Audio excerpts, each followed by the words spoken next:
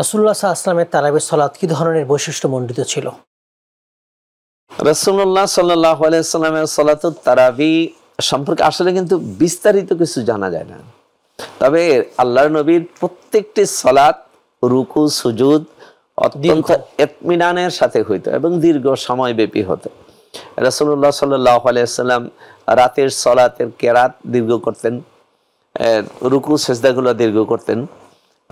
রাসূল সাল্লাল্লাহু আলাইহি ওয়াসাল্লামের পরে যখন সালাতুত তারাবি শুরু হলো হযরত ওমর রাদিয়াল্লাহু তাআলা আনহুর খেলাফতের আমলে জামাতের সাথে, এবং এটা ব্যাপকভাবে শুরু হলো, তখন থেকে সাহাবায়ে কেরাম দেখা গেছে সালাতুত তারাবি দীর্ঘক্ষণ সময় নিয়ে তারা আদায় করতেন। ওসমান রাদিয়াল্লাহু তাআলা আনহুর আমলে এসে তো দেখা যেত যে এত দীর্ঘ সময় সালাতুত তারাবিতে কেরাত পড়া হতো, দেখা গেছে এক রাকাতে সূরা বাকারা শেষ। তো এই দীর্ঘ তেলাওয়াতের কারণে তাদের নামাজ অনেক বিলম্ব হতো, অনেক দীর্ঘ হতো। তারা রশিটা নিয়ে রাখতেন যাতে করে পড়ে না যান। আর দ্বিতীয় কথা হলো সাহাবায়ে কেরাম রাসূল আকরাম সাল্লাল্লাহু আলাইহি ওয়াসাল্লাম, তাবিন, তাবা তাবিন, তারা রমজান মোবারক আসলে অনেক বেশি তেলাওয়াত করতেন। এমনটা যে তারা মাত্র এক খতম কোরআন তেলাওয়াত করতেন বিষয়টা এমন না, অনেক বেশি খতম তেলাওয়াত করতেন।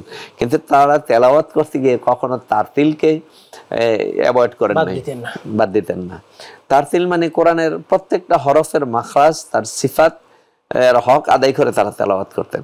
কিন্তু আমাদের সমাজে এসে মানুষ দেখা যায় যে মুসল্লিদের মধ্যে একটা তাড়াহুড়া ভাব থাকে, এবং প্রতি 2 রাকাত পর পরে ঘড়ির দিকে তাকায়, কেউ কেউ, সবাই না, যে কয় মিনিট গেল আর কয় মিনিট আছে, একটা মানে শরীরে তারা অস্বস্তি বোধ করে। এটা তো ইতমিনানের খেলাফ। মানে তার বোঝা গেল তিনি নামাজ বুঝতেছেন না, স্বাদ পাচ্ছেন না, এই কারণে সাধারণত এটা হয়। আর দ্বিতীয় কথা হলো কখনো কখনো মুসল্লিদের এই ধরনের তাড়াহুড়ার মনোভাব দেখে আমাদের যারা ইমামতি করেন, হাফেজ সাহেবরা, তারাও এত দ্রুত গতিতে পড়েন যে আসলে যারা বুঝার জন্য চেষ্টা করেন তারা শব্দগুলো বুঝতে পারেন না। এইভাবে কিন্তু স্পষ্ট উচ্চারণ হয় না।